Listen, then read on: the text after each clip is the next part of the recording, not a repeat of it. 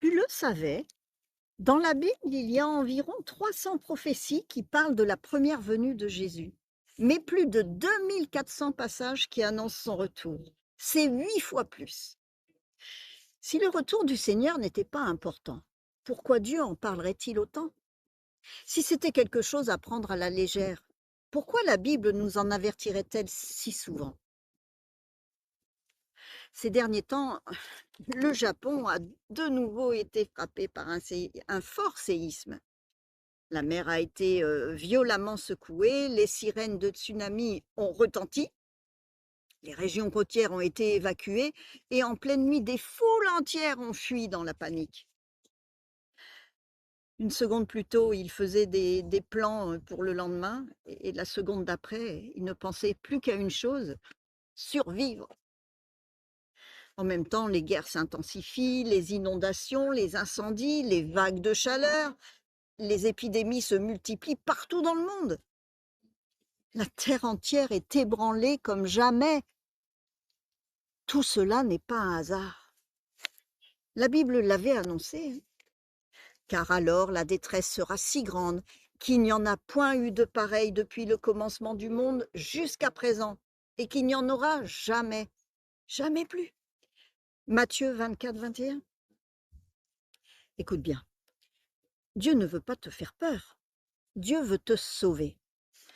Dieu dit lui-même: personne ne sait que les rappels et les exhortations répétées de Dieu à l'intention de l'homme sont dus au fait qu'il a préparé entre ses mains une calamité sans précédent, qui sera insupportable pour la chair et l'âme de l'homme. Une calamité qui n'est pas seulement une punition de la chair, mais qui vise aussi l'âme de l'homme.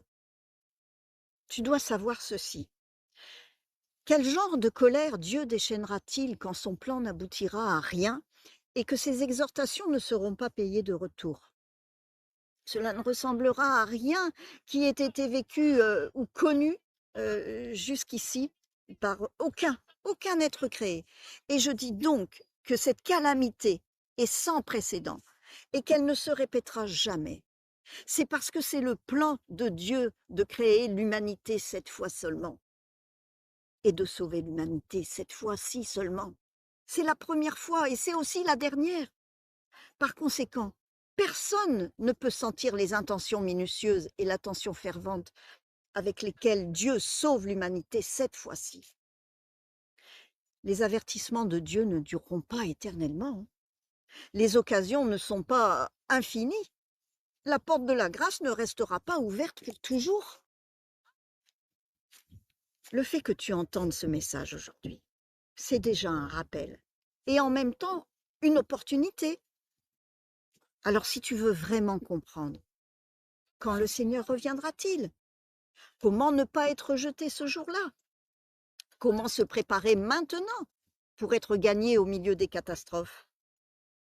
Ne repousse pas cette question.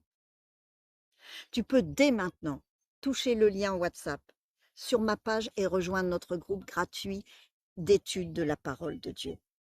Là, tu pourras entendre la voix que Dieu fait entendre aujourd'hui, comprendre la vérité sur le retour du Seigneur et te préparer à l'accueillir. Trouver une vraie issue, une paix, une protection au milieu des troubles. Je crois que c'est la main du Seigneur qui se tend vers toi. Ne laisse pas l'hésitation devenir un regret éternel. Partage ce message. Peut-être qu'un simple partage de ta part permettra à quelqu'un de se réveiller à temps.